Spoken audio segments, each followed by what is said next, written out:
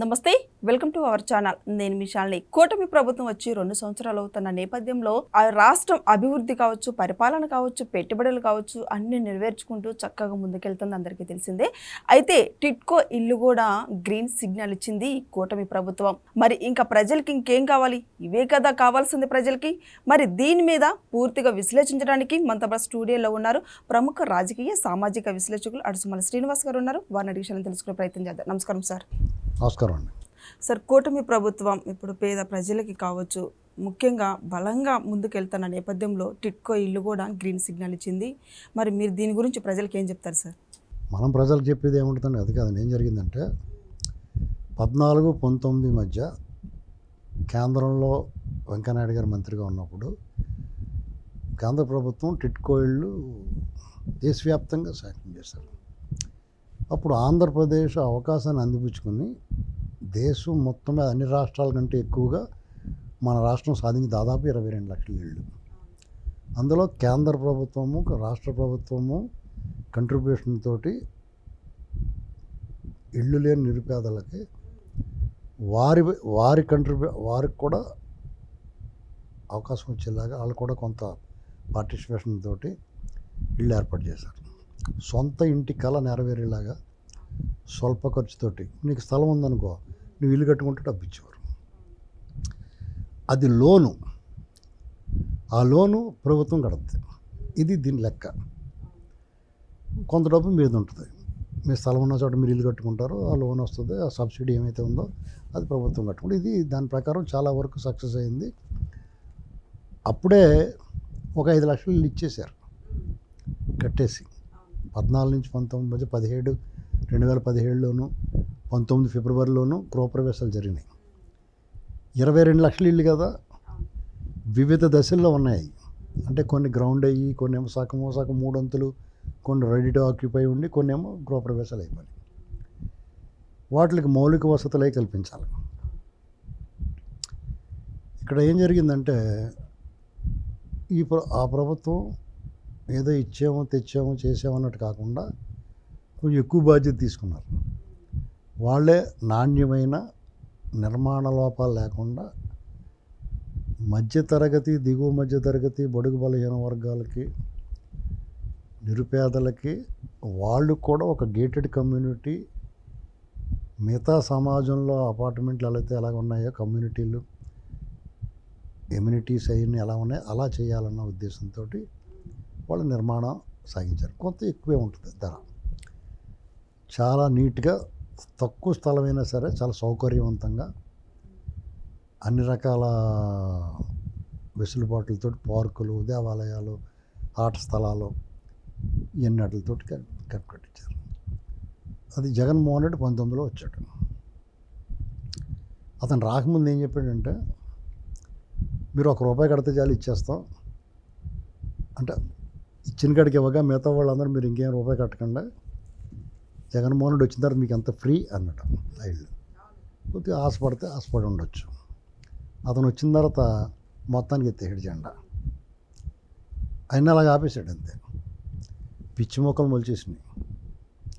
సగం పూర్తయి 3 అంతులు పూర్తయి రెడీ టు ఆక్యుపై ఉండి చెదలు పట్టకపోయినా గ్రీన్ కలర్గా నాచది పట్టేసింది. వర్షాలకి, ఎండకి, ఎండి, వానకి తడిసి నిర్మాణం సగంలో ఆపితే ఏమవుద్దంటే నిరుపయోగం అయిపోద్ది.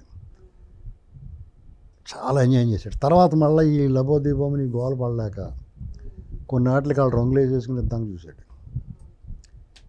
ఎమ్యూనిటీస్ అక్కడ మౌలిక వసతులు కల్పించలేదు, కరెంటు, నీరు ఇలాంటివి. ఇతను దీని మీద మళ్ళీ లోన్ పెట్టుకుని డబ్బులు తెప్పించాడు. ఈ లోరీలు కట్టాల్సి వచ్చింది. ఇలా చాలా, అంటే లోతుకి వెళ్తే గుండెలు అదిరిపోయి వ్యవహారం చేశారు.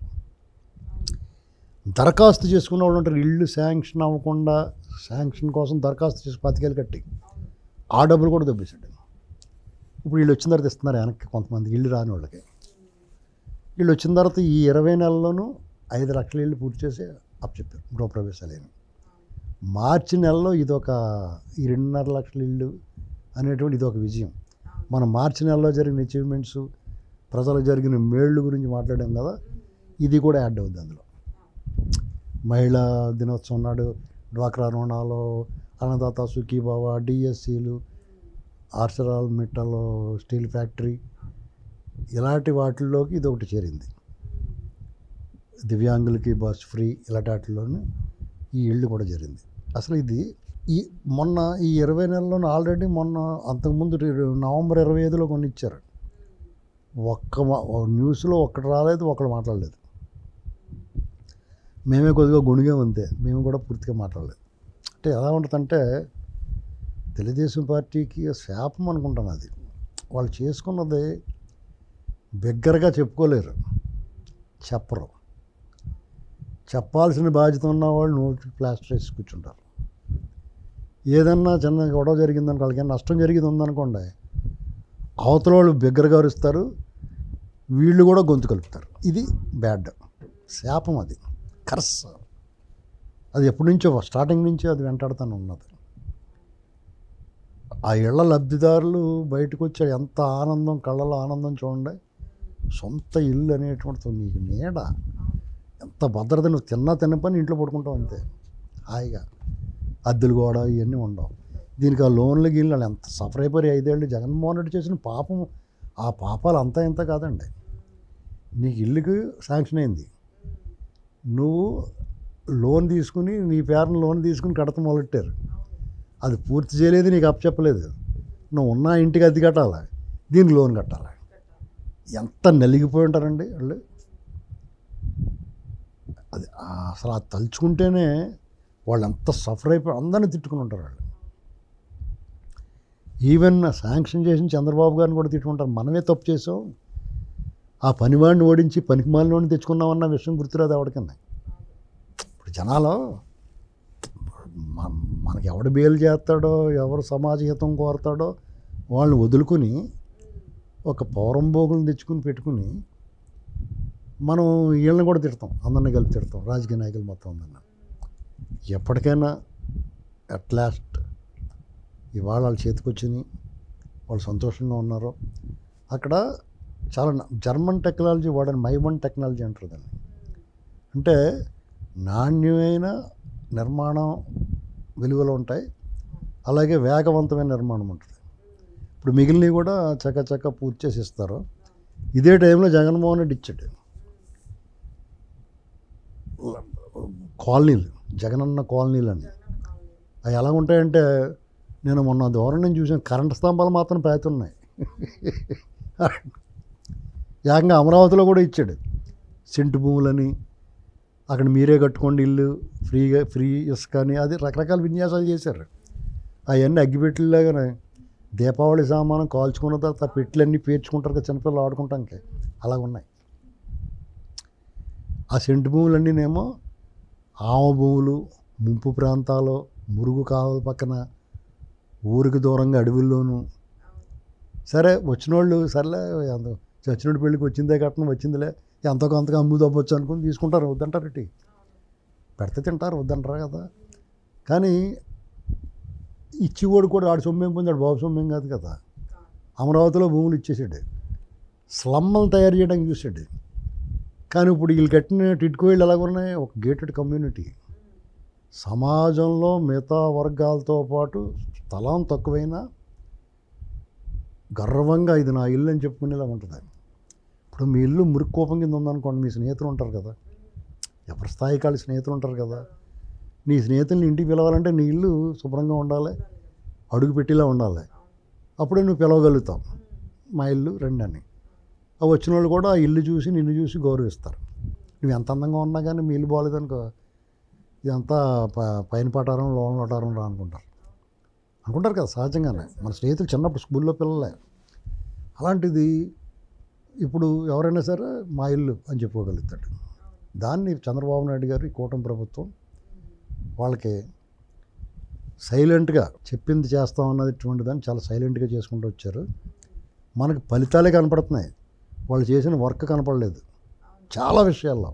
ఈ 20 నెలల్లో 21 నెలల్లో వీళ్ళ పరిపాలనలో క్షారాజకీయాలు కానీ సైలెంట్గా ఎవరేం మాట్లాడినా తలంచుకుని పోయారు. రకంగా చెప్పాలంటే మరీ పేటరేకిపోయిన వాడిని తీసుకెళ్ళి అరెస్ట్ చేయరు, కానీ మిగతా విషయాల్లో అనుకోవడానికి పోతే అన్నట్టుగా వాళ్ళు పనులు చేసుకున్నారు.